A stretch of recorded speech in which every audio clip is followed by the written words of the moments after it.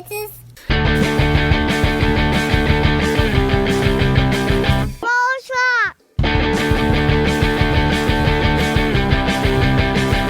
Broadcast.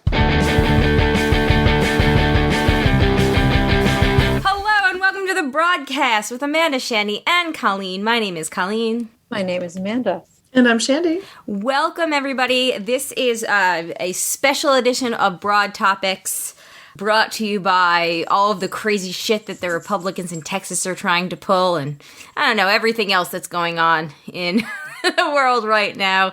How is it going? We are joined live by, in order of appearance on my screen, Joanne, Drake, Judy, and Matt. Hello, everybody. Hello. You can't hear them, but they're waving. A mighty collection of folk. But yeah. How is everybody feeling? I think the last time we did a Broad Topics was after January 6th, after the insurrection. Wow. Yeah. On Talk the one, about that for some perspective. yeah. Now they're just doing marches for the victims, aka the people that got arrested trying to break into the Capitol. Oh my gosh. So, side note, I was so busy this weekend. I am blissfully unaware of what happened at that protest march, whatever you want to call it. I knew it was happening, and then I lived my life this weekend, and I don't know what happened. And I really actually kind of love it. So I saw a couple of things on Twitter. So this weekend was also kind of weird for me because I got, Alex is never sick, ever. I got a call to pick him up at like 4:45 in the afternoon on Friday, and I work a half an hour from the daycare, and Jay works from home, so Jay went to go pick him up, and I met him at home, and he had 103 fever, and I was like, fuck, he's got COVID. I'm sure he's got COVID. He doesn't have any other symptoms, but he has a fever and he's never sick. Well, so we all hauled our butts down to the free testing site because, it was first, I was just going to take him. And then it became, then I was like, well, if he does have it, then we're all going to have to go down tomorrow and get tested. So might as well just all get tested today. But anyway, long story short, I also spent the weekend completely unblissfully aware, because I'll talk about that tomorrow. My weekend was absolute shit. But, I saw various things on Twitter trying to catch up last night a little bit, and apparently, only 50 people showed up to the thing. That's the one thing I did hear, that it was not very well attended. But apparently, also, Trump, gave a directive and told, people don't show up. So, at the last minute, a whole bunch of people decided not to go because they were listening to their dear leader. But that also could have been because I also didn't feel good last night, so I could have been a fever dream of my own that I imagined seeing that tweet. Did anybody else see that on Twitter? That it was potentially not so much people don't share the message, but they were falling into line with Yes. So it was, there were very few protesters, and it was at least attributed to them that they were told not to participate, that it was a trap. They were being set up. Okay. Yes. So I didn't hallucinate that. No. So at first you're like, awesome, nobody gives a shit. And then you're like, fuck, everybody cares enough to listen to the orange man and formerly in chief. Wow. That's sad. I'm really glad I didn't pay attention this weekend, because now that I know that information, now I'm super bummed.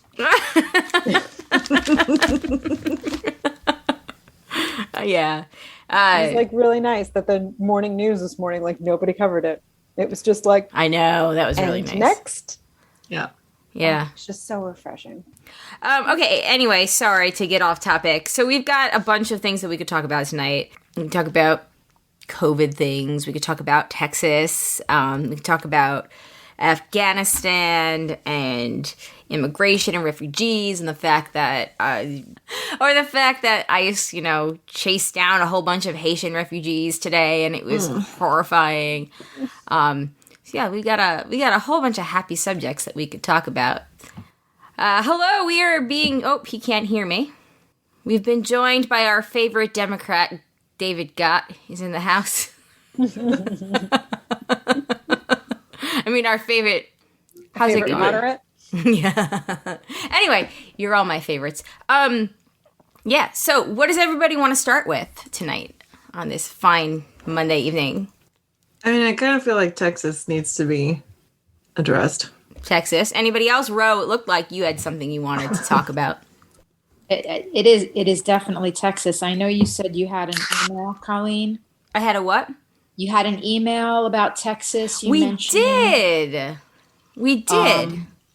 Yeah, I feel like at some point I would like to chime in. I've actually got notes here. Oh, okay. We could start with that. Does anybody want to read the fuck Texas email? Shandy or Amanda? I can read it. All right. Go for it. John from Houston here. And really, it does say fuck Texas. It does. He said he couldn't actually be here tonight because he has to be at work at 4:00 in the morning tomorrow. But he is kicking us off nonetheless. Yes. He says, this is a response to your fuck Texas comments on episode 6.10. I would rather than fuck Texas, fix Texas. Point well taken. I live in Houston and have been here for over 42 years. This is a wonderful state with a deep, rich, and proud heritage. Unfortunately, we have made the mistake of electing the wrong governor and other officials. Rick Perry, also known as Hot Wheels, is a total Trump-supporting idiot. He will not mask people or require any sort of protection. He also does not offer any help when somebody gets COVID. He has threatened local governments that wish to have masking policies in place, including school districts. Our Lieutenant Governor Dan Patrick, a former sportscaster on a local radio station, is even more conservative than Perry. We also have Ted Cruz in our state. Yes, never forget. Although you would like to. Right. If you don't know about him, he is Trump's little puppet or pet dog. Finally, we have Ken Paxton as our Attorney General. These four people have managed to destroy one of the greatest states in the country.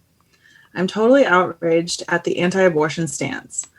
It does not offer any support whatsoever to women to get birth control or not have babies.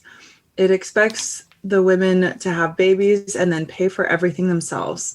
It also has decided that it will get rid of every rapist that lives in the state of Texas. I don't know how he's going to do that, because once they have raped, it's too late. I have done my best to be a responsible person.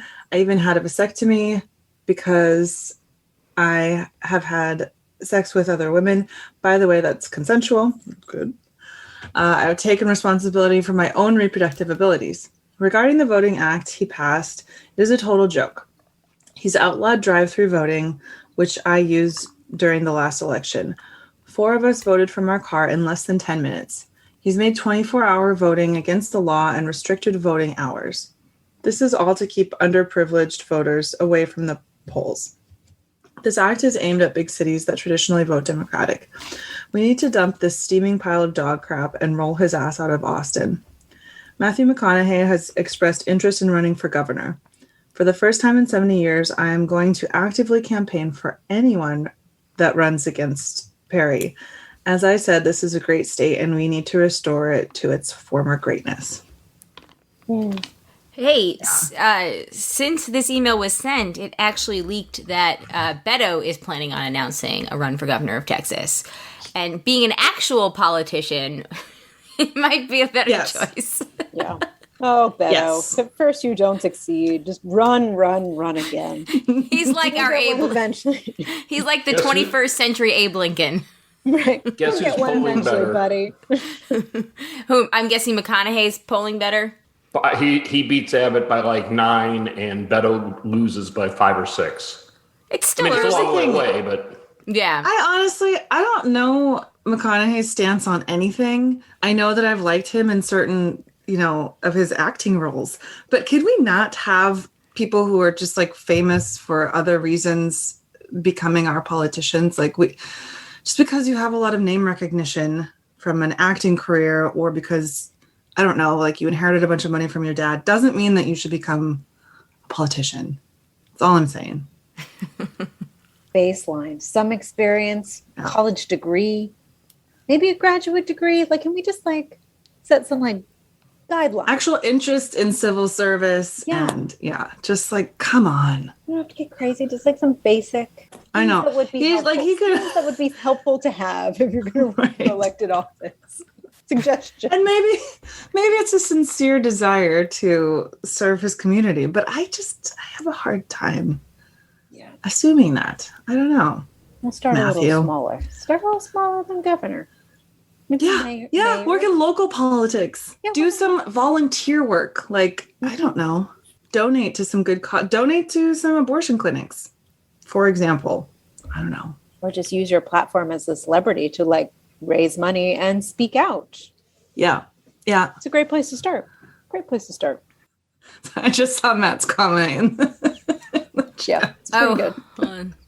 So his numbers are all right.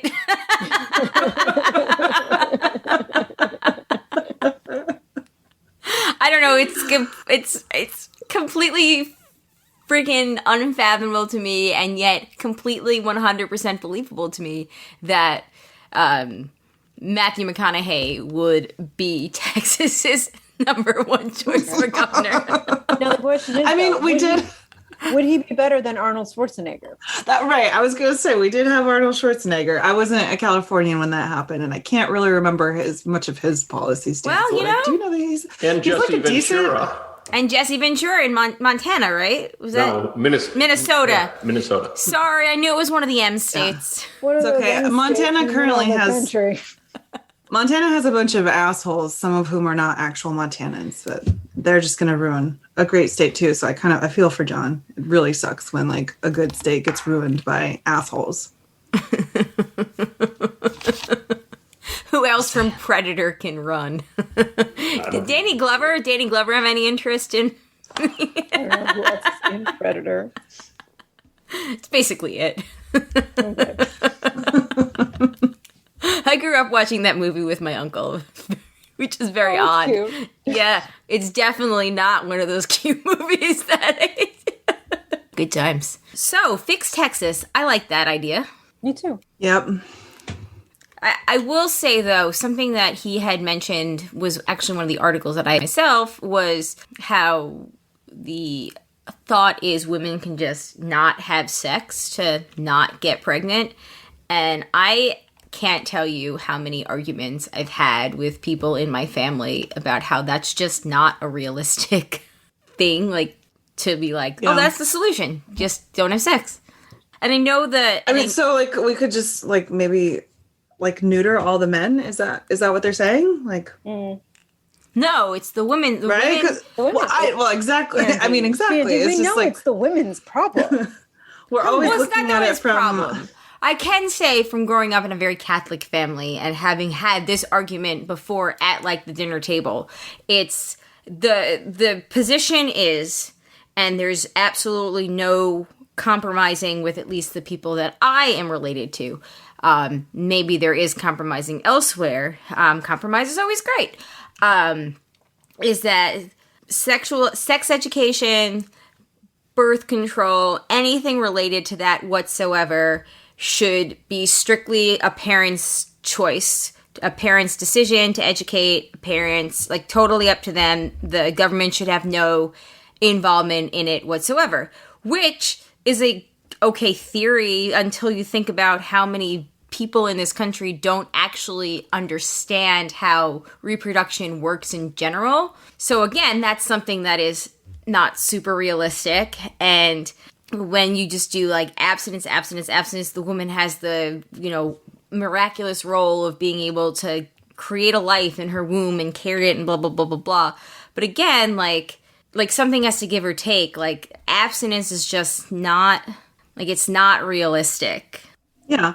Well, and it's an insane approach to education. It would be like saying, well, like math, it's really, it's a family, it's really like a home conversation. So if parents choose to educate their kids in math, and that's between them and it's a But family it would thing. also We be can't another really talk thing. about that at school. It just doesn't happen. Like, speaking Neither would the personally, math education, like- if it was left to the parents. Well, I had a math education growing up at home. Like, my parents were very, like, reinforced everything with me. But, like, I think I've told this story on here before. We were supposed to get even the period talk in 5th grade, and they mailed the booklet that they were going to use to teach us all to everybody's houses. And my mom, like, I knew everybody got the book because my friends' parents talked to them. My mom never, like, she did not talk to me, like, about it. She just did the same thing she did when I wanted to use a tampon. When I had like anything, she would be like, "Do you know about this? Do you have any questions?" And half the time I didn't know, but I was so embarrassed because it was such a taboo. Right. Everything was so taboo, Yeah.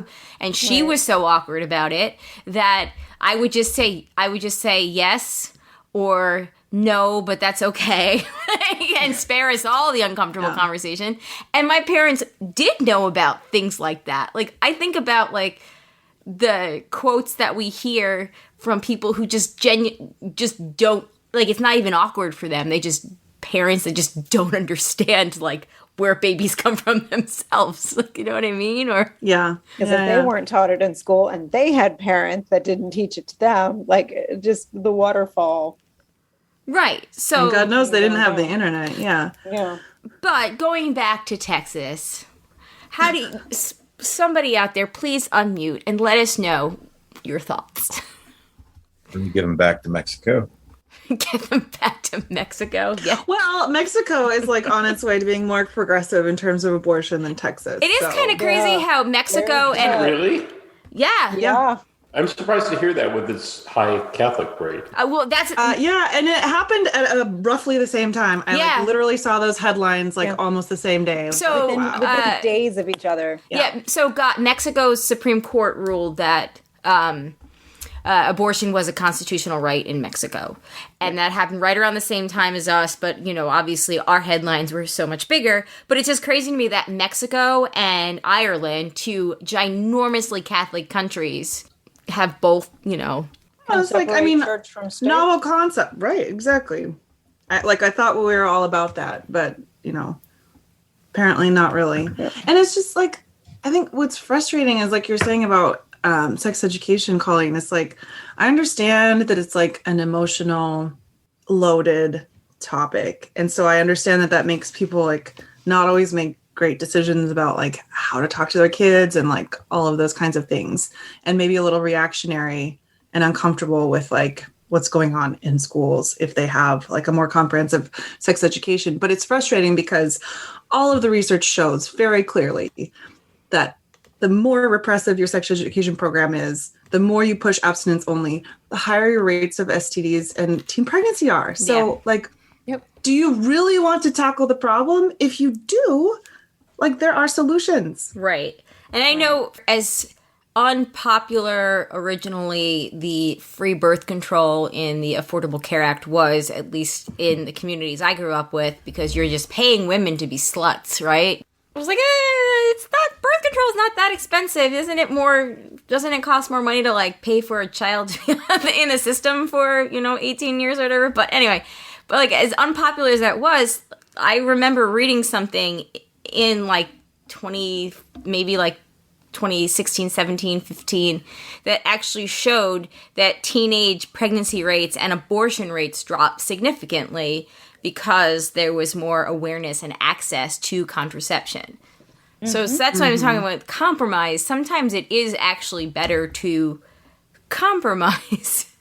Right. Because then everybody might not be super happy, but at least everybody, gets something. Right. And I get that these, like people, if they're like, strongly Catholic or whatever, might not want their own kids to be out having sex. And that is sort of between that, like their kids probably are going to anyway, but that's a conversation for them to have with their kids. But they can't push their religion on anyone else. So like, I don't know why it's acceptable to inform our policies by their own religious preference. It doesn't make any sense. I would imagine, I don't know about the evangelical community. I can only, because I know they drive most of our politics anyway. I can only speak to the Catholic community. And we used to have, you know how you have like angel trees for like families that are in need, where you get the, you get the list like of at Christmas? the kids. Yeah. They used to do, and I don't know if anybody else out here experienced this, but we used to do every year like 30 days of praying for a aborted baby, where they would give us. I did this as a child. Like, I'm talking about like in middle school. Like you would get a baby. You could name it so you identified with it more.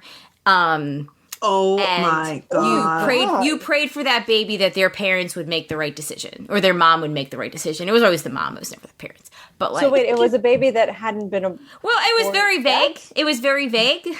It was an imaginary, right? You just prayed. An exercise in imagination. Kind of situation. Don't forget, you can't get the private medical records. But I was like, my parents wouldn't teach me. Like, nobody taught me about my first period. But they were all about when I was 10. Like, pray for these babies that their moms don't kill them. It was a very weird upbringing. But like, I vividly remember in like middle school getting to select like a baby to pray for, and that's what we would do. I cannot. No, but again, if that is something that somebody wants to do, like you want to pray that somebody makes the right decision, I don't even have a problem with that. It's just when it comes down to like your politics controlling everybody else's and your belief system controlling, a country of millions of people, like that's kind of where I'm like, no. Yeah, see, I do have a problem with that, though. It's like praying to make the right decision. It's like, it's what how do you know think the they're right decision. Right. Right. Fair point. Yeah, these are the same. Sorry, go ahead, Judy. Please say something. These are the same people. They're all about religious freedom and don't tread on my religious freedom. But God forbid you have a belief that's any different from theirs, because no, you can't do any of that. Yeah, and it's the same people who are like so like freaked out and up in arms about like so-called Sharia law, and it's like, dude, maybe like look in that mirror there. There's this saying we have here in America. It's called pot kettle black. You all are just silly. It's the right religion. They're all the wrong religion. That's freedom for their religion. That is the right religion, because they're right. And ours is the one true God. Yeah, you're starting with the wrong assumption that the other ones are right. Have a right to be free. No, the freedom of religion is the freedom for good white Protestant Christian faith. Right. Isn't that what they founded the country for? Yeah, that's George Washington was clearly, well, he wasn't, but that's another story. Yes, stories we like to tell ourselves. Yeah. It's like, do they watch The Handmaid's Tale? Like, how is this escaping them? I can't. Yes, they do, and they want it. They love it. I'll take that. There's some people who watch it and think that it's bad. I think it's a documentary of what's coming. They're like watching what's going on in Afghanistan. They're like, yeah, they're onto something. That looks good. Let's try that here. First, no, they're bad. They're not Christian. Well, actually, I can't model and without specifying the friend or family member whose Instagram I saw the live story on, but they were all up in arms about the potential loss of women's right in Afghanistan under the Taliban, and I was like, this is so interesting. What a weird study in human nature and cognitive dissonance.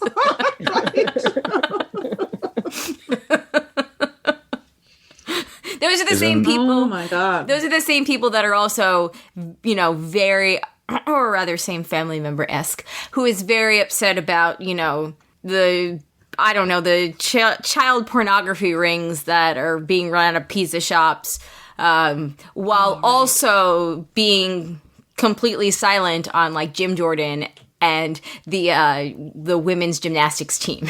It's all very. Wait, what did Jim Jordan have to do with the women's gymnastics? It's two separate issues. Oh, okay. Again, blissfully unaware this weekend. I was like, oh dear, what else did I miss? No. There was last week the women's gymnastics team testified, and it was really powerful. It was. Pretty sad how the FBI ignored him. It was so sad. Like, And it reminded me so much of down here when they had so much on the school shooter and the FBI did nothing. yeah, And it's so sad. it is so sad, and I don't know how we fix a system that can like better, suss out. I think we try to make it less racist. Well, the school shooter though. Yeah, he was pretty white. I mean, so right. But no, Like, they're maybe the FBI would have Exactly. No, paid it's more it's- attention if your community is fairly right. I think pretty much all of school shooters are white. Right, exactly. That's what I'm saying. I think the FBI So would take we're, these kinds of people of interest. I think we're number one in that demographic. Oh wow, you're number one in something. Oh my god, congratulations! We did it. Mission accomplished. But like the FBI would probably like keep a closer eye on persons of interest if they weren't. When I think also with there was also a bit of sexism going on too with the women's gymnastics team, where like they went to them and they were just like, oh, okay.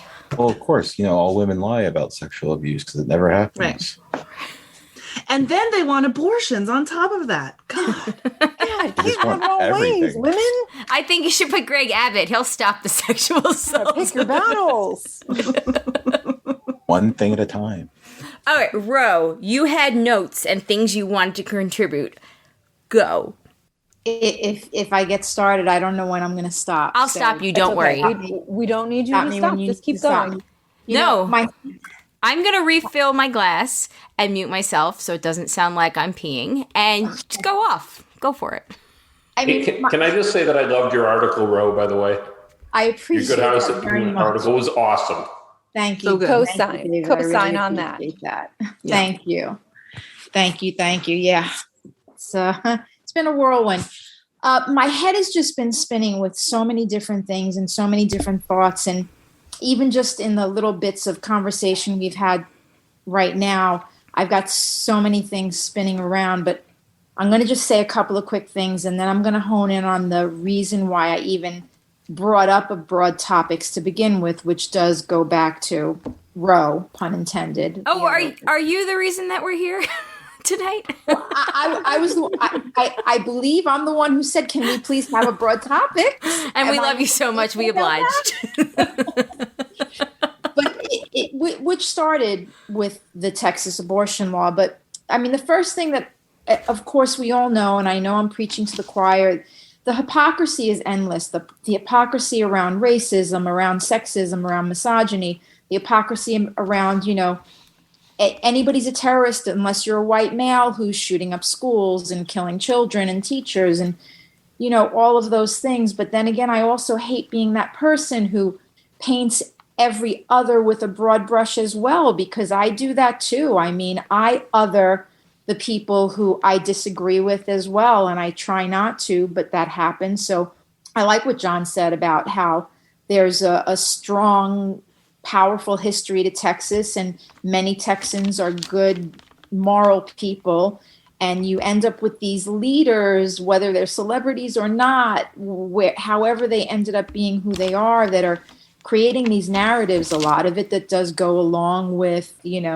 that strong evangelical background, where church and state are not separate, and that kind of hierarchy that started this country to a degree has just increased exponentially and created even more others and even more separation. And here we are with all of the problems that are going on around us.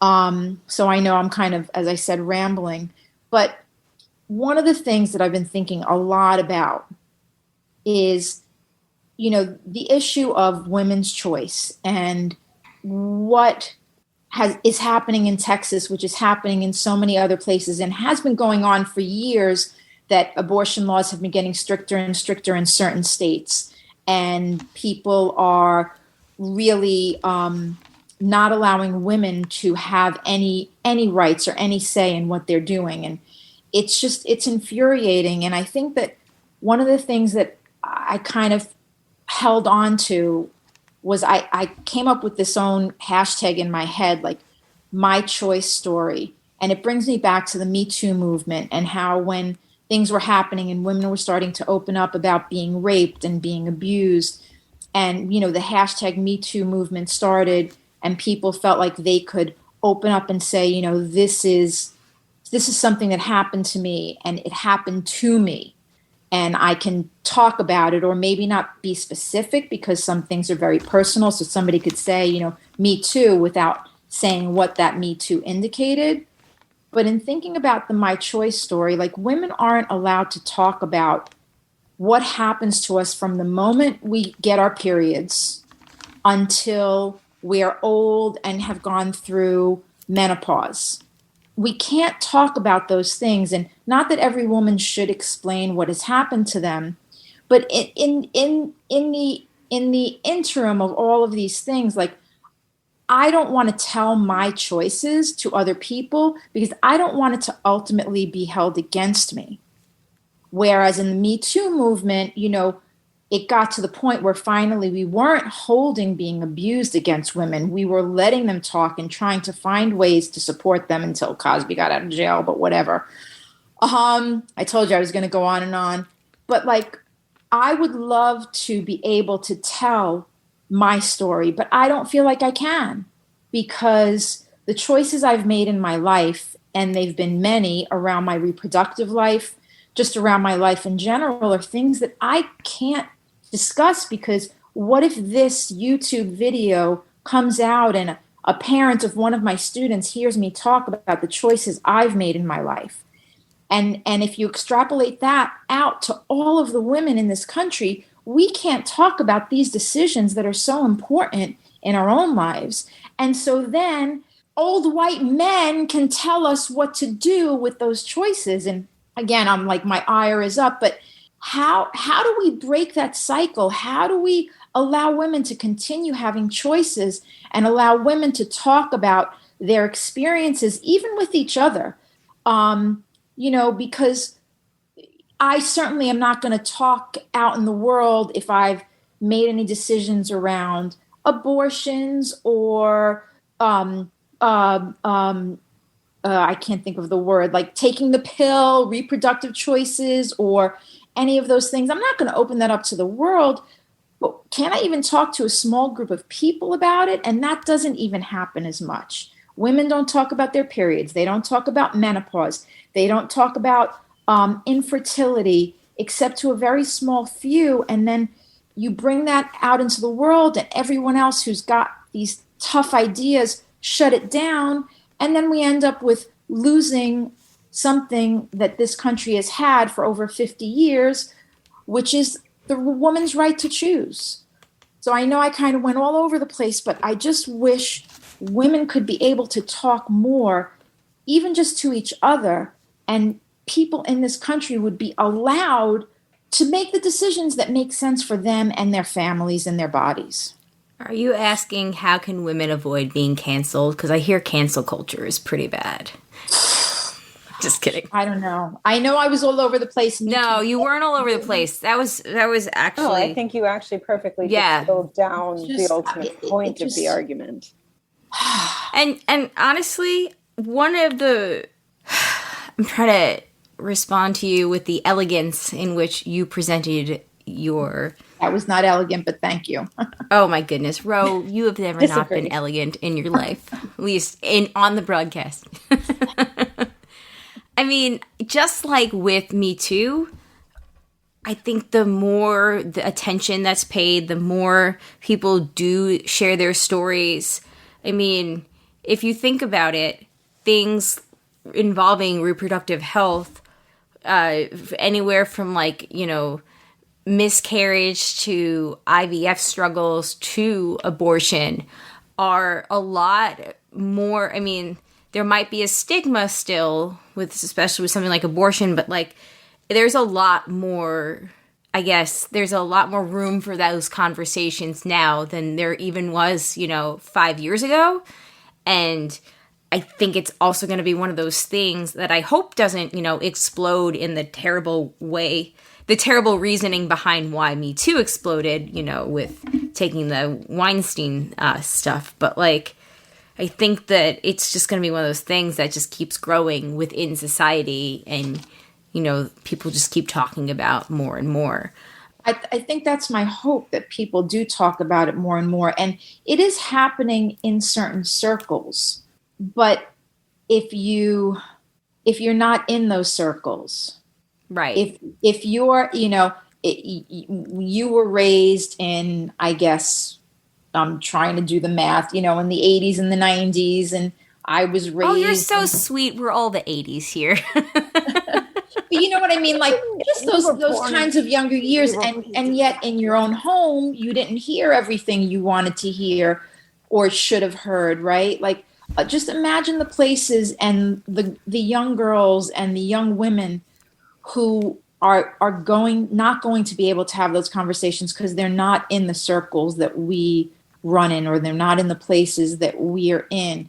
How does it become bigger when it's it becomes so disenfranchised again? Like everything, it feels like everything in this country is just in certain areas. If you live in a neighborhood, if your family and your friends are a certain, basically it comes down to politics, you may be able to talk about those things, but then you're not. I like that, Amanda, social media. Well, I was responding to Gott holding up his device. Well, that's what I'm saying. This is what gives the person in rural Georgia the same contact as somebody in New York City. I would agree. They can reach out to a much wider world than they could when you and I were kids, Ro. That's true. Just from their bedroom, and the parents can't stop it. But I think it's not tiny necessarily bit, true. It's a tiny bit more nuanced than that, because it's not so. Social media provides a platform that, yes, many a person couldn't get in certain communities in their life, but it's more about creating the safe space for a woman to feel comfortable sharing her story. Because if you think about, these type of very sensitive, very personal stories, and when people do feel comfortable telling them, it's like, like I've had friends for years that you hear they had an abortion way after the fact, or someone who had a miscarriage, or or has gone through IVF. They always tell the story after they've successfully had a baby because they don't feel comfortable talking about it in the moment. It's about the safe space. And I don't think the social media is always a safe place, but like how do we reacting those spaces? I was really reacting to Rose's comment where she said, how do they get exposed to ideas they never would have seen at home? I agree with Not that. necessarily. I don't think young girls are going on Twitter to discuss abortion regularly. I mean, I would disagree, actually. And I know, Judy, you had something to say. I think that for the people who would not normally seek this out, I think it would take them being in a specific situation to then go onto social media, seek it out to see, am I alone? My community is against this. And that's when they get exposed to something that they might not agree with, but that the fact that there's another, that they're not alone, that there's other people out there that are in the same situation. And because that's what I experienced. Like when you're not exposed to certain things, but you still have this innate human curiosity, you're going to seek it out. And social media makes that so much easier nowadays. Like TikTok. Like I wonder how many teens have formulated their social justice positions based on things that they are exposed to on TikTok. I'm sorry, Judy, go ahead. I apologize. Well, I was just going to say, not everybody has equal access to social media and that too. I mean, there are plenty of families out there who really lock down what their kids have access to on the internet. These are the same people who aren't using penis and vagina when describing these body parts or these body functions. They're too embarrassed to talk about it. And then they also cut off access to be able to search out. So the kids don't even know what questions to ask, which is why you end up with a 14-year-old who's pregnant, who may be many, many months pregnant before they even realize they've done something that could get them pregnant. And by then it's too late to do anything and they're just screwed. Yeah. Yeah, definitely. And I agree with Ro that I think it's important for people to talk about it, and also like to make like, not to make people uncomfortable, but like, I don't know, even like the simple act of, I mean, I don't really wear like many tampons anymore because I have my thinks, but occasionally I do. And like when I was camping, for example, I used to always like put it in my pocket and like, you know, it's like this thing that you don't show. And now I'm just like, you know what, fuck that. Like, I'm just going to hold it in my hand. Like I would my toothbrush if I was going to the bathroom. Like who? Oh, unused. Okay, unused. Yeah. Okay, cool. as you're walking to the bathroom, but okay, I get you. I used to shove it in my bra all the time. Yeah. Up my sleeve.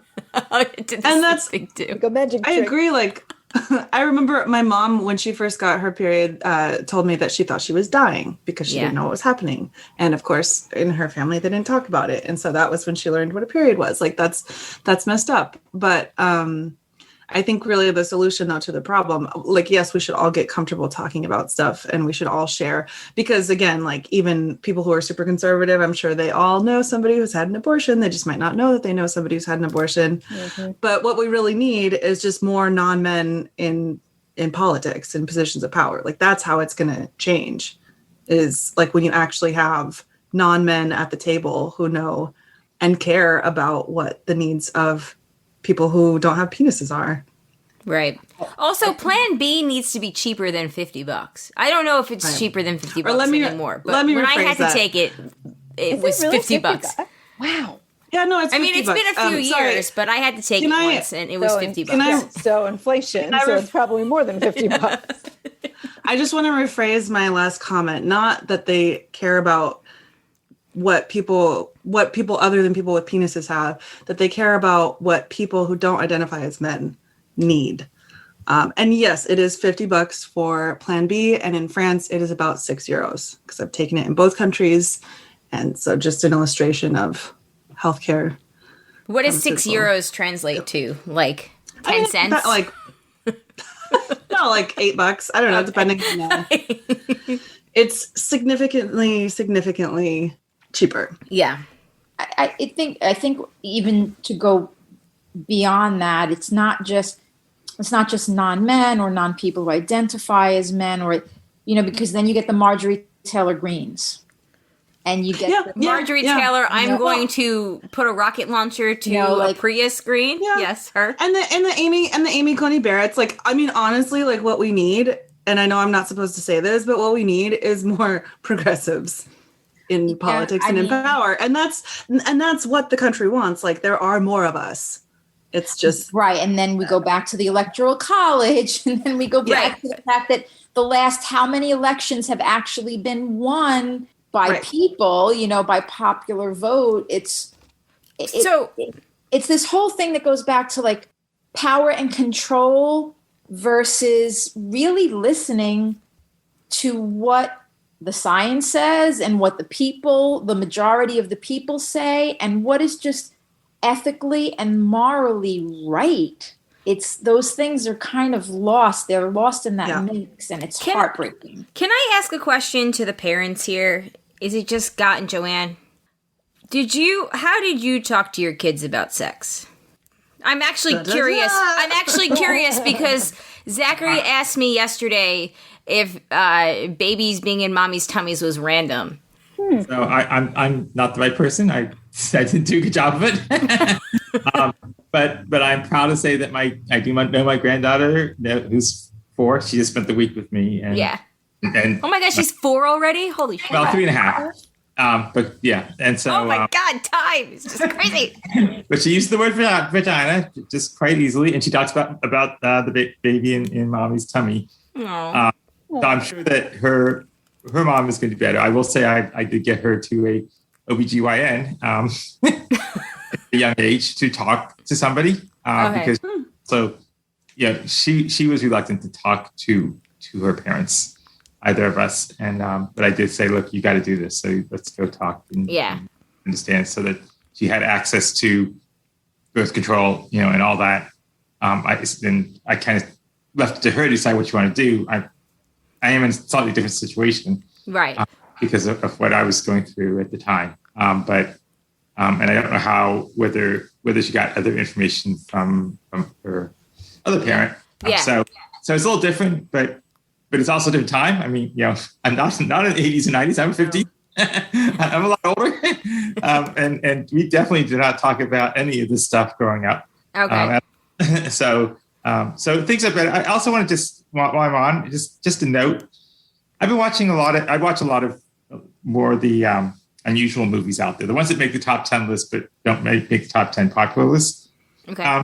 I've been moved by the fact that there's a lot more openness, a lot more women out there, actually, directors, a lot more women movies, and a lot more discussion in these films of abortion issues, about reproduction issues, and a much more like, this is just normal discussion points.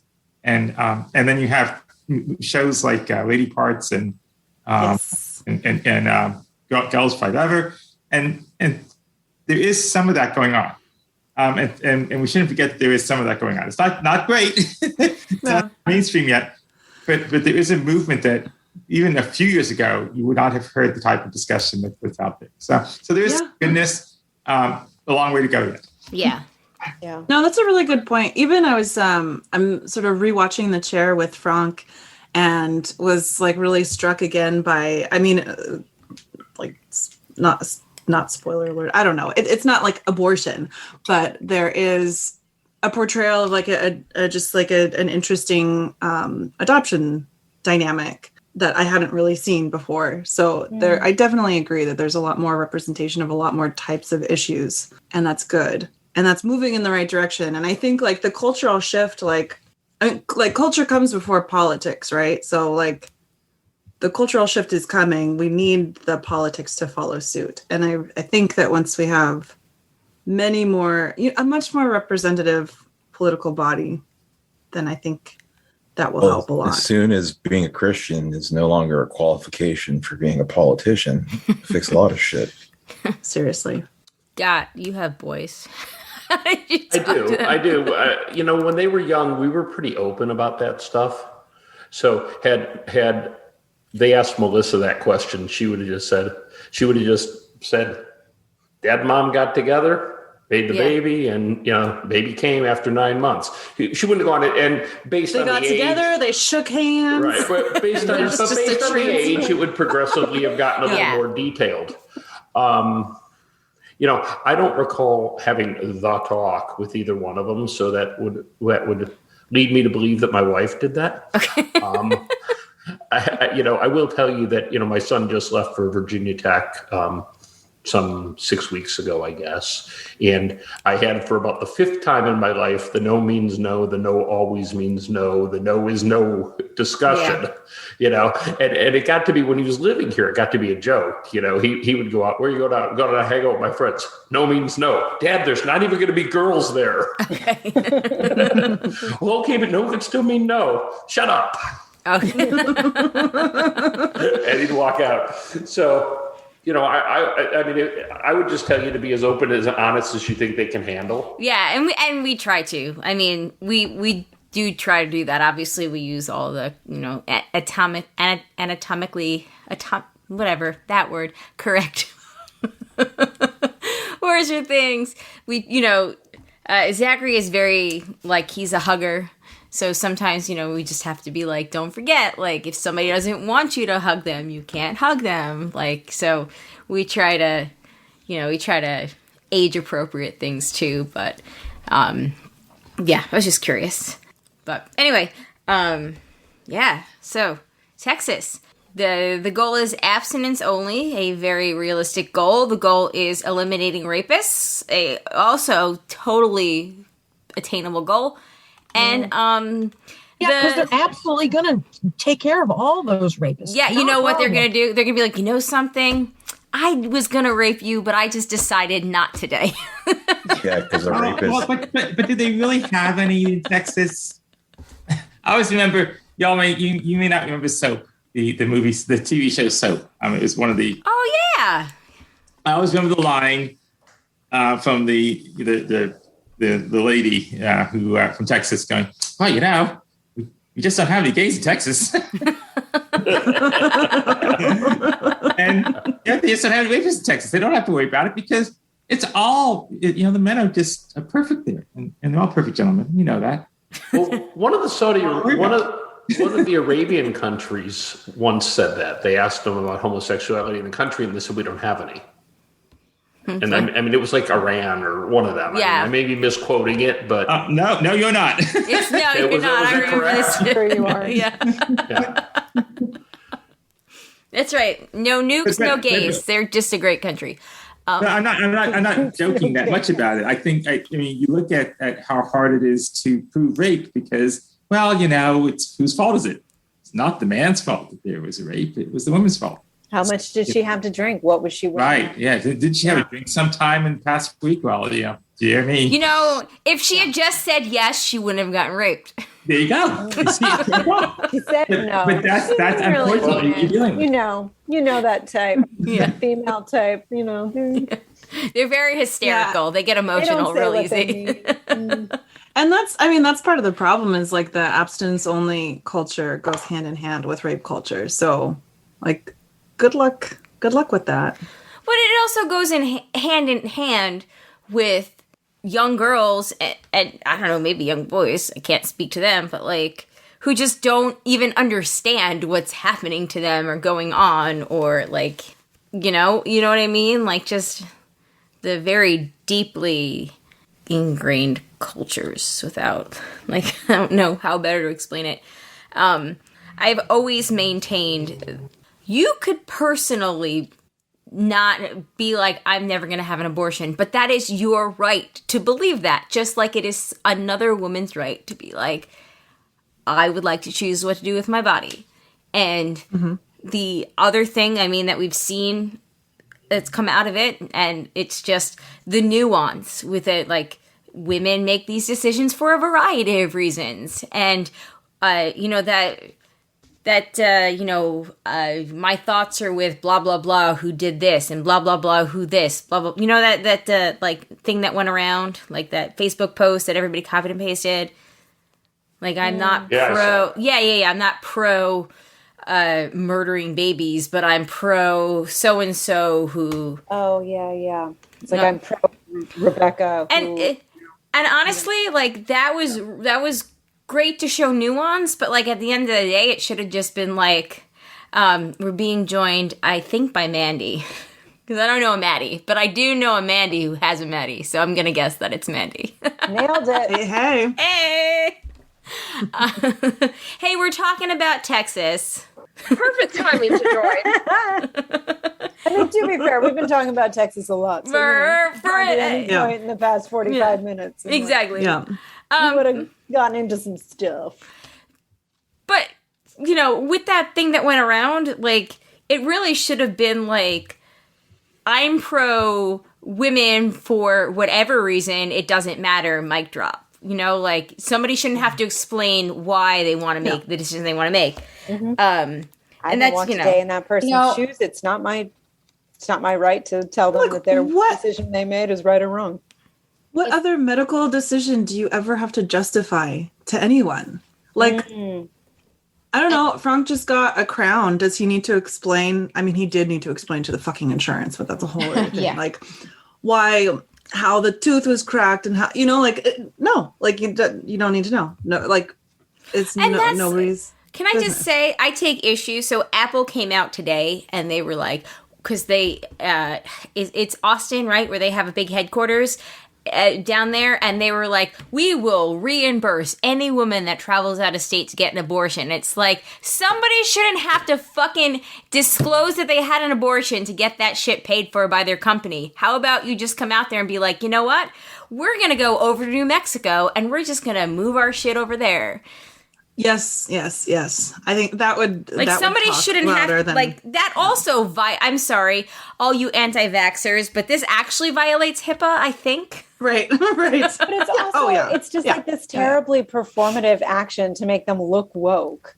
Right. To your point, Yeah, no one's actually going to jump through those hoops to get their company to reimburse them. Nobody's going to be like, they yo, look like a good guy without having to actually do it. They're not gonna be like, yo, I need some 2 days of PTO and $2,000 to go get an abortion, in Mexico. Thanks, boss.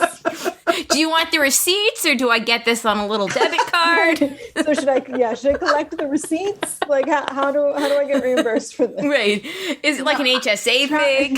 Is travel included? Is there per diem? Right. Can I just get a little bit of Gatorade? I'm driving over the border. I'm gonna lose a lot of blood. Get some food while I'm there. Like, I'm gonna lose blood, so I'm gonna need to hydrate. Can't drink the tap water. So how much does this cover?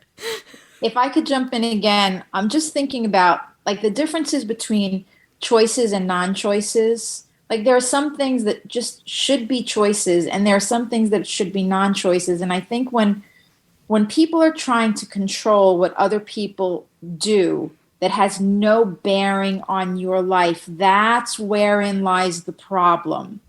So for someone to tell me what I can do with my body and my reproductive life that has nothing to do with them, that is hands off.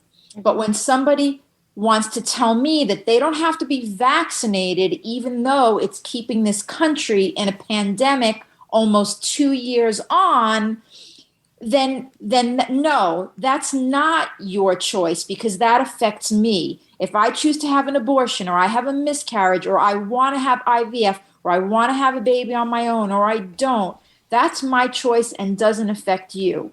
But you don't get a vaccine, that affects me. I'm actually remote for the next 10 days because one of my kids has COVID. Oh, no. Oh, God. Which is just awful. 5 days into the school year, and now I'm remote. Oh, and that's because of their parents who are not vaccinated. And assholes worldwide. Yeah, so I was going to try to type in a note. If you want to shift a little bit to COVID, I have a real choice situation now with my staff, where I just assumed that all my senior staff would have gotten vaccinated. Yeah. Well, intelligent, well-educated folks. That's why they're senior staff. One of them, and so I just assumed that. And I had been golfing with a bunch of them. We had an offsite meeting without masks, a little bit of social distancing, but that's how I understood it. I found out that a week ago that one of them is not.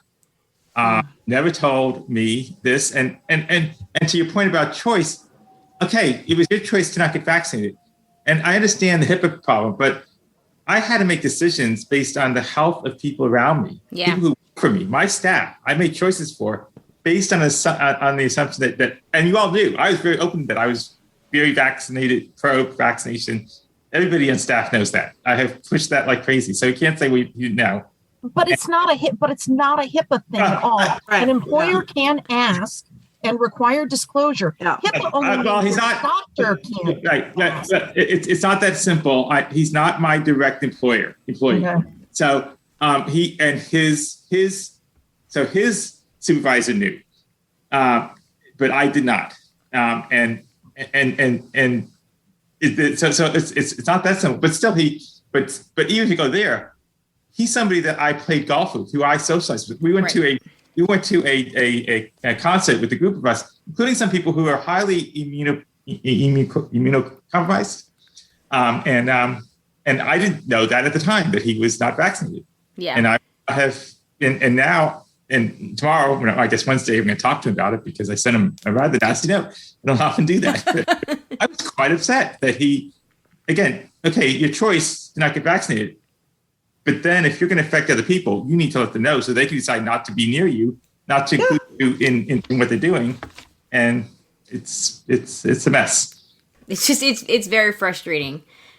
The unvaccinated people in my life, I have so I have a very big family, and thankfully only 4 of them are unvaccinated. Of course, 3 of them are very, direct line to me, but all 3 of them are like, oh, we'll take our chances. It's going to be fine. Like, we're healthy. We get the flu shot. We'll be fine. And I'm like... The flu shot? Why are they against the COVID shot? I know. Doesn't make any sense. I think part of it is, and we've talked about this on the show, but I've always edited it out, is part of it is my sister and my brother-in-law got it, and my brother-in-law he's a police officer on Long Island. He had actually had COVID, so he had not a bad reaction, but he was actually like knocked out for like 2 days because he had the Moderna shot. And then my sister got it, and she was sick after her second shot that my dad, I think, had to go over there and help her out that day. So I think 3 of those family members are like, ugh, I'd rather take my chances getting the sniffles than have to be knocked out for a day. And I'm like, I was fine. My grandma was a part of this discussion, and she was like, oh, I was fine too, and I'm 91. Also, if they get COVID, maybe they'll get the sniffles. Maybe they'll end up in the ICU. I know, and that's the other thing. Is Plus, give it to other people. I guarantee you're going to just get I like the the Howard Stern approach. If you get COVID, stay the fuck home. You didn't want medical help before. You don't deserve it now. Well, I was going to say, so for us, campus is 95% vaccinated, but we've still, in the last 3+ weeks, had over 200 cases. Oh, are you at a SUNY? Whoa! Are you at a SUNY, Judy? A lot. No, but vaccination is required. I mean, Okay. we're sort of SUNY. I mean, we're both. Yeah, I was going to say, so staff has not been required. Okay. But the students were. So the students are 100% vaccinated. That's good. So how do they rationalize that? Yeah. How do they rationalize requiring the students but not the staff? Seriously. Well, the thing is, I think they just assumed all of the staff would do it automatically. Interesting. And over 90%. Don't they know by now? Haven't they been paying attention to Twitter? Sorry. But students are not employees, and their being there is contingent on the university or college letting them be there, and they can make a qualification saying you have to be vaccinated or you are not allowed to attend because you don't meet requirements. Yeah, so 100% of the faculty are vaccinated, and over 90% of the staff are vaccinated. And it sounds like the pockets of unvaccinated staff are primarily in custodial and food service. Interesting. So where they have a lot of contact with people. Yeah. So they're trying education campaigns to sort of get the last chunk done. But it's interesting. But we've had so many breakthrough cases, though. I mean, it's not terrible now, but it's sort of concerning. But most of them have been light. But still, 200 cases when we've got 20,000 people that are fully vaccinated. Wow. Yeah, it's just beyond me. Like, I'm mind blown by this. I know. I just so let me throw out the question along the lines. This is what I'm dealing with now. Is so now I know this person is not vaccinated. I've asked him to tell everybody else. Do I tell everybody else? And I did tell a few people.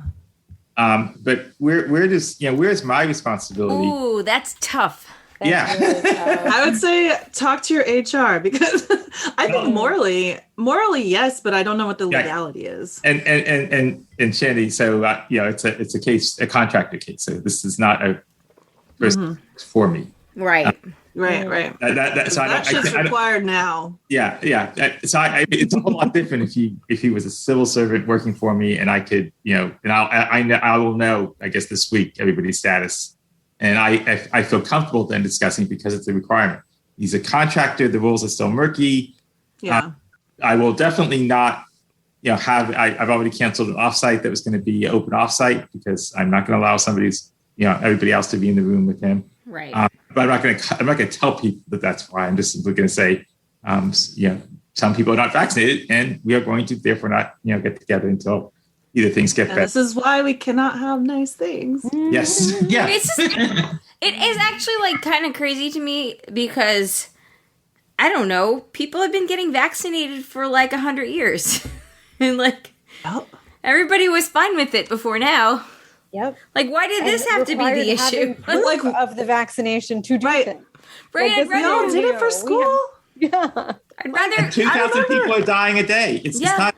I'd rather go back to, fighting over Dr. Seuss, but everybody getting their shot. Like, that was more the summer acceptable. before sixth grade, I was mentally tortured the entire summer because I knew I had to get my MMR before I could go to sixth grade, and I did not like needles like most, young children. Yeah. Hey, and yet I got my flu shot today. Do it. I got my flu shot today, okay? Oh, good job. Yeah, Tis thank the you. season. Yeah. Oh, So, Shandy, you said about getting vaccines for school. I had taken, Mackenzie had her vaccines for school, and just so happened, right before she gets her first COVID shot, I'm registering her for camp, and you have to prove she's vaccinated or has her vaccines up to date. So I had a picture of her vaccine information from the doctor on my phone. I take her to get her first COVID shot, and they want her ID. And I was like, she's 12. Yeah. She doesn't have an ID. And they were like, she needs a birth certificate. I was like, okay, I have her shot record on my phone. I have a picture of it. Can you take that? Her And they were date like, of birth has to be on that. We'll have to talk to a pharmacist. I was like, I'm pretty sure her shot record is more proof than a birth certificate. But it was because they said that they were having an increased cases where children under the age of 12 were coming in to get vaccinated. Yeah. Because the dosage is different. Because I think it's 30 milligrams or whatever for 12 and up, but it's going to be only 10 for 11 and young, 5 to 11 because their immune systems are different and blah, blah, blah. Yeah. Right. Yeah. So that was crazy to me that they wanted to ID, like I need an ID for my 12-year-old. Yeah. Oh, if my kid would have been 11 and a half, I would have taken him in and gotten him a shot. I would have absolutely lied. Yes. My Maddie No problem. Maddie did say, she was like, well, if Mackenzie doesn't want to get it, can I get hers instead? Like, you must wait. Yeah, no, girl, you're too young. Yeah. She's already looking up, like, when are they going to give emergency authorization for 11-year-olds? Halloween. She'll be fine. Tell her she can get vaxxed by Halloween. Yeah.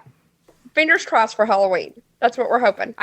So Zach keeps asking, and I told him today, I was like, guess what? Good news. You might be able to get your vaccine by Halloween. He was like, okay. I was like, oh, I thought you were going to be a lot more excited than this. But she wants it. Well, she likes shots because she's a weirdo. Yeah, but that's also weird. She wants it because the COVID policy at school is if you're vaccinated and you're contact traced, you don't have to quarantine. It's optional to quarantine. Yeah, okay. Right. Huh. So she, within the first 17 days of school, she was contact traced twice. Wow. Yeah. Wow. Oh my God. I didn't attend primary or elementary school in this country. Are shots mandatory for children in schools? So they're mandatory for kindergarten, 7th grade, and then college. Yeah, okay. So, yes, they are mandatory, and nobody's had a problem with them before COVID. Oh, I think there have been problems. Okay, there's been anti-vaxxers. Okay, what was the famous one? There's a famous gal who wouldn't get her kids vaccinated. Jenny McCarthy? That's it. Yeah. Yeah, but I feel like when we were called kids, out as such. Well, because they have this idea that the vaccines give kids autism. Yeah. Which has been disproven. Which is insane, but it's out there. I know. But I feel like when we were kids in the, I guess, 80s and 90s, it wasn't yet a thing.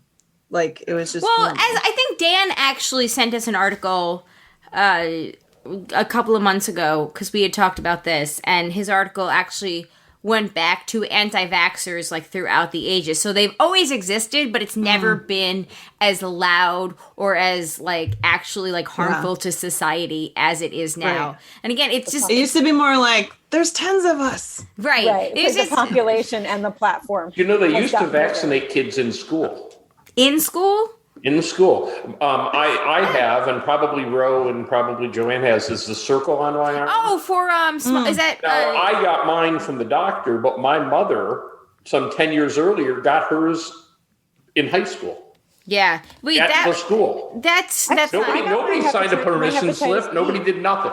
They just gave it to her. I got my hepatitis B at school. Yeah? Yeah. I feel my like school was offering it. I feel like I might have done that something as well, but I can't remember.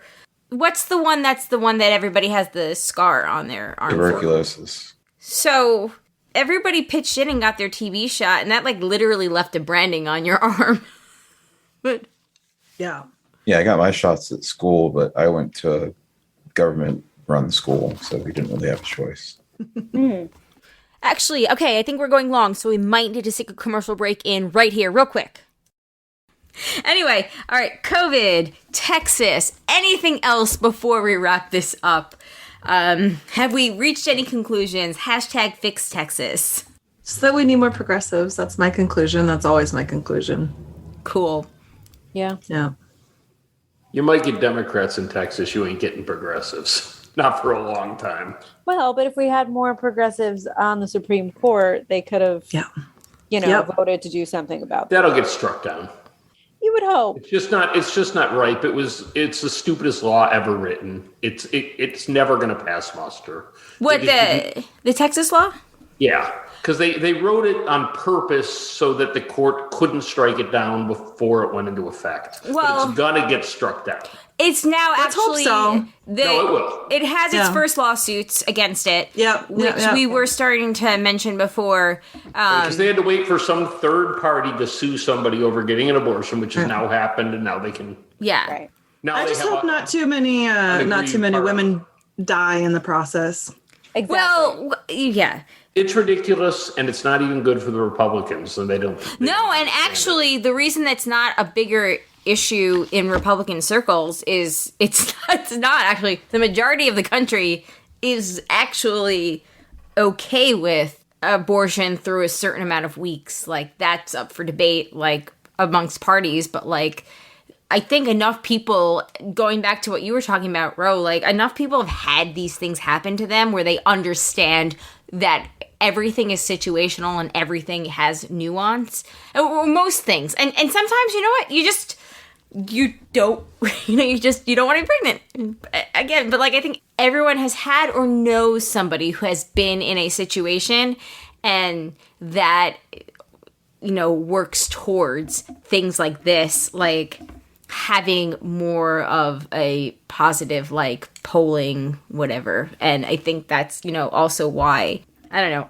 Like, when we started the broadcast, we came out, like, hot out the gate talking about, like, things in our first season that weren't things that you, like, talk about, like, in casual conversation in general.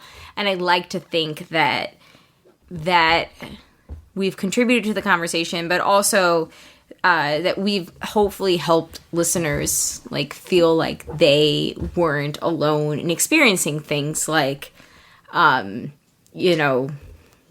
variety of issues, or from, like, periods through miscarriage, through even just, like, talking about, like, things like abortion. Like, I would hope that we've created a environment that helps people who listen to us be more comfortable talking about it in their daily lives. You're here. But yeah, fuck the constitutionality of this law or whatever. Fuck the legal aspect. It'll get knocked down. I hope so, but again, I hope so. I don't know. They're trying real hard to take rights away from women. And yeah, but it's again, also, in the process, people are going to get hurt. And if you want to be worried about the Supreme Court, worry about the Mississippi case that they're. Yeah, the Mississippi case. This I'm constantly worried about going to stand. The thing in Texas, I'm constantly worried about the Supreme Court. Like, but no, he's right. The Mississippi one is worse because the Texas one, like, because the Texas one is so farcical on its face that it's eventually going to be right. But, like, the Mississippi, like, yeah, because it, like, basically deputizes, like, private citizens, and in those lawsuits that were filed, like, one person was an inmate in prison who just filed it and he said in his filing that he wanted the 10 grand. Like, there's going to be, Texas invites so many frivolous things that I feel like that does have a better chance. But, like, the stuff coming out of, like, Mississippi and Ohio, like, that is actually scarier because it actually, like, takes care to, like, have legalese that is scarier. Yeah. No, but the way that the Supreme Court is configured now, which it should never have been, because of obvious things that we know. But the way that the Republicans were able to come in and steal all of those spots, basically the Supreme Court, I think we're fucked for the rest of our lives, essentially. So yeah, I worry about the Supreme Court all the time. And 2 days ago was the 1-year anniversary of RBG passing. Yeah. What a year it's been. What a year it's been. What a year. But yeah, does With anybody... the greenhouse, we're not going to be living that much longer, so we don't have to worry about it. So we're fucked for the rest of our short lives. Yep. Oh gosh, I'm so stressed. Worst ways to go, I suppose. Yeah, don't be too stressed. Have a second drink. Oh no, you've got a nurse at some point. Well, I got to pump. She's asleep. Oh, even better. You can drink while you're pumping because it doesn't get in your bloodstream then. Yeah. Well, that means she'll be up at 3 a.m. But that's okay. She's already pumped. If she's asleep now. No. She'll sleep till probably, anywhere between 6 a.m. and 8. We never know. We never know what we're getting. That's amazing. Yeah. Yeah, definitely have that second drink while you're pumping. You're good. You're so good. This is the time. Live that life and go to sleep. Yep. Well, I told you the story about the lactation consultant at the hospital. She's like, yeah, really the only rule is if you feel drunk, don't feed the baby. Yeah. That's the only rule. Cool. That's the rule I live by. So. Yeah. And they're fine. It steered me well. It steered me well. Yeah. But anyway, does anybody else have anything else that they want to bring up, talk about?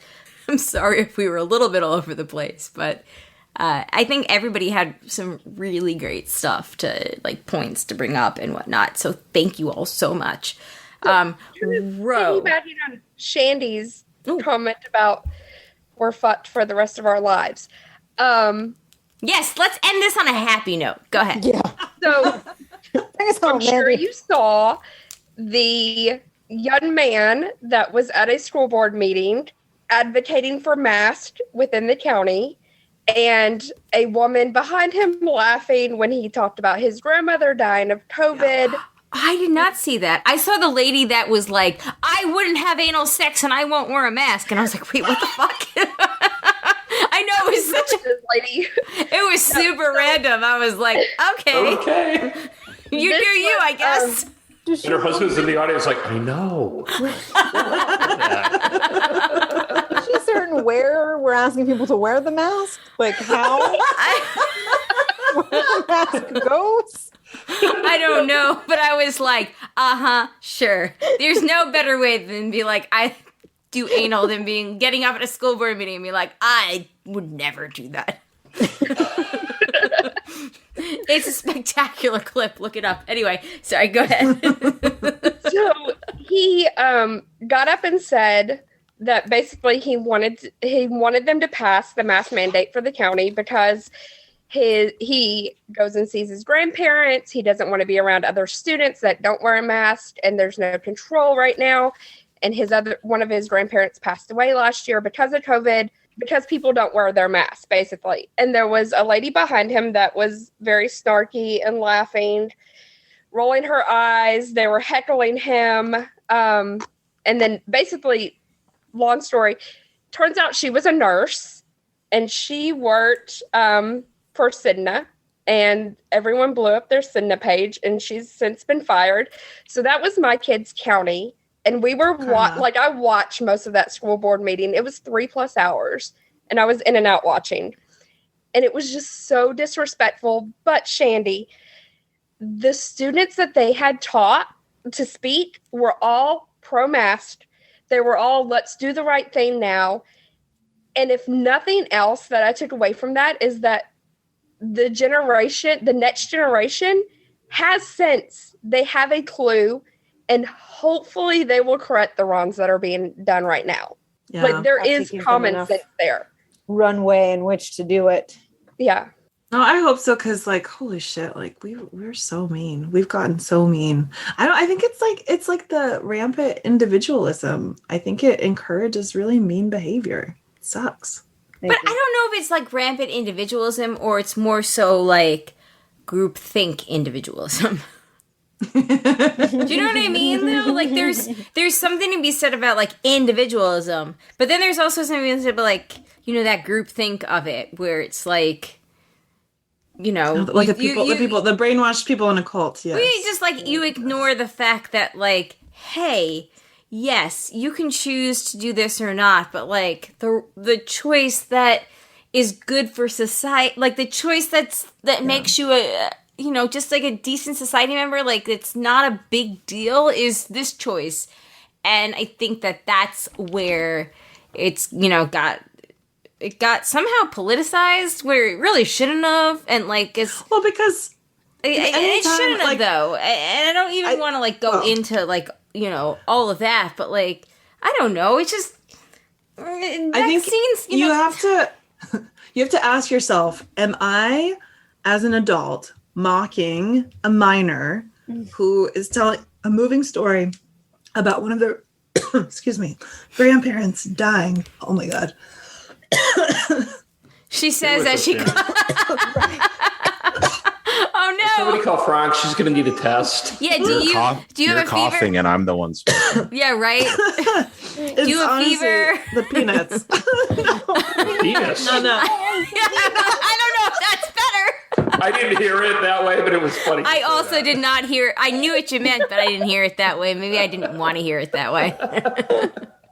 The point is, that's where we should draw the line. Like with all of us, with ourselves, ask yourself, am I mocking a child whose parent or grandparent died of COVID? If the answer is yes, then maybe take a step back. Oh, but just how do we even get there that even have to even think like that? Like, come on. Well, exactly. It shouldn't even have to be a hypothetical question. Right?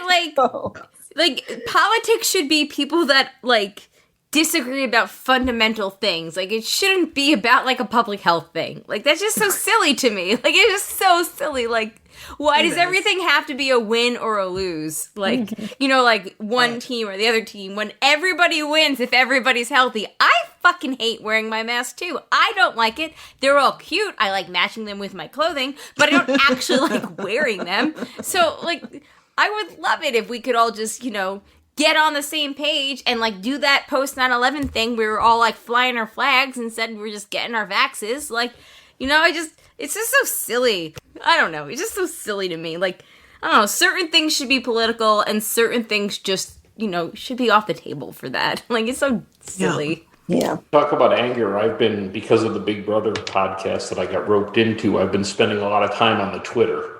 You should. I have not been a fan of the Twitter. There is no more toxic cesspool of hate and loathing that exists in the world than Twitter. Yeah. I can't go on Twitter anymore. And it's like 80% of the people, maybe 90. Yeah. I mean, it's amazing how angry people are. And Big Brother Twitter is a whole new level of toxic. Yeah, I was going to say. No question. And this season of Big Brother Twitter is an extra level of toxic. Yep. Yeah. Hey, speaking of Big Brother, Survivor JJC is back with all 3 members. So we will be live every Wednesday, 15 minutes after the episode ends, which, I don't know, do your own math. I feel like you're all smart enough to do that. So we will be live. There will be a link posted in the Jay and Jack Facebook group every week. But, yeah, I don't know. I'm kind of excited about that, but I feel like 26 days. That's going to be weird. I think it's risky for your relationship, frankly. I know. A quick note there. You didn't make a note about that, I don't think, in your previous show, but I listened to the Rob Has a Rob podcast, and they've made a very clear note about the diversity piece. That this is, you know, it's fully diverse. It's a new CBS policy, right? So yes. Well, I mean, Big Brother, the new policy changed the whole game, and it was great. It's been great to watch. Yeah, that's what I'm hoping for with this one. It's not homogeneous with a twinkling here and there. It's a broad. So what you're saying is there's enough people of color that they won't all be voted out pre-merge. That's exactly what happened with Big across the board. It's a whole. You know, it seems to be a really good mix. It does seem to be a really good mix. CBS said in last year, after all the George Floyd things, that they would have at least 50% of their cast would be Black, Indigenous people of color. And so, like Gott was saying, on Big Brother, what happened this season was there were 6 Black people in the house, and they decided on day 1, like, hey, we've never had a black winner of Big Brother. Let's make it happen. And those 6 people have stuck together, even though a lot of them do not like each other. Don't like each other. Never get along. But we're going to stick together for the greater good. And Twitter's not happy with that. Well, some are. No, that's not. A lot of people are really happy with it. Yes. But there is but there's some very angry at people. least the Facebook comments, if you look at anything, is all, this is a racist season because people are. But it wasn't together. just their alliance. It was they played masterfully. They each teamed up with somebody else in the house and acted like they were their number one. And then one by one, they weeded. It was beautiful. It was masterful gameplay. Yes. I do not watch Big Brother, but I feel like I feel left out. But I mean, it's funny though, because whenever there's an all-white alliance, like we don't talk about it being an all-white alliance. It's always an all-white alliance. It's always an all-white alliance. Interesting enough, as it's come out on the show, none of the contestants are bothered by it at all. It's Right. the people in the Twitterverse. Right, it's social media. They're human nature to segregate yourself that way, though. Like you do it implicitly, not knowing you're doing it. Well, that's why implicit bias courses are so great too.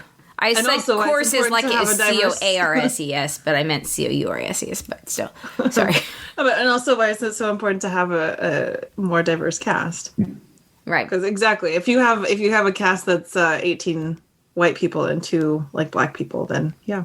Or one, as I've been that, and somehow magically that 1 or 2 gets voted out. But it's not racism, right? They were too happy. They were too good. There's always a reason to not let them go through, and therefore there's no racism. Whereas if you have to be crazy about it because you have to fight it, it becomes right. I'm looking forward to it. I hope it's gonna be good. Unless you throw the rice in the fire. Yeah, right. Well, okay. Well, the rice in the fire thing was or you fall in the fire. Well, yeah. That didn't end. That ended questionably for him in the future, too. If you fall in the fire, just don't look at child porn. Leave it at that. Just leave it at that. Yeah. Don't come back. It's not gonna. People loved you when they thought you were. But I will say, the best reason to vote somebody out pre-immersion Survivor is because they can't stop talking about chocolate chip cookies. Do you remember Angie in Survivor? I think it was Philippines, and all she was talking about was chocolate chip cookies. Yeah. That was a good one. Anyway, on that note, everybody. I like chocolate chip cookies too, so I'm right there with her, I guess. Basic white girl. Here we are. We just want chocolate chips. Anyway, thank you all for joining us. We really appreciate it. This was really fun. I love when we do the Zoom things and get to talk to everybody. It's really fun. Thank you all for contributing. Thank you for sharing. Ro, thank you for everything that you spoke to tonight. That was actually really great. You can call it rambling all you want, but the rest of us know that that's not true. So don't gaslight us. Thank you all for listening.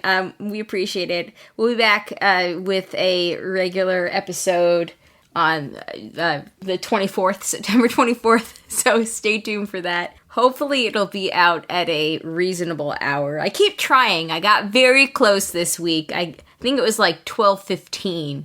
Whereas in the previous weeks, it's been like 1 o'clock. So I'm trying to, my goal every week, I say before midnight, and I never do it, but I'm working on it. But stay tuned for that, though. We'll be live we're going to do a patrons bonus show this week, too. So we'll record that when we record the new episode this week. And then next week on September 28th, we'll be live for the patrons. So stick around for that. We hope that you will.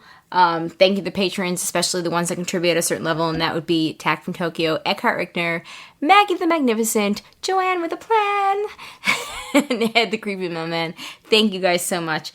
If you have any feedback tonight or anything else, the broadcasters3@gmail.com, or give us a call 331-276-2373. We love feedback. You all know that. And if you have anything else that you want to talk to us about in general, let us know. If you have any creeping desire for another Road Topics, I'm sure we could make that happen too. So just let us know. Thank you for being here. Thank you. And thank you for listening. On that note, my name is Colleen. My name is Amanda. And I'm Shandy. Peace out, everybody. Bye. Group, everybody. 1, 2, 3, bye. See ya. Bye.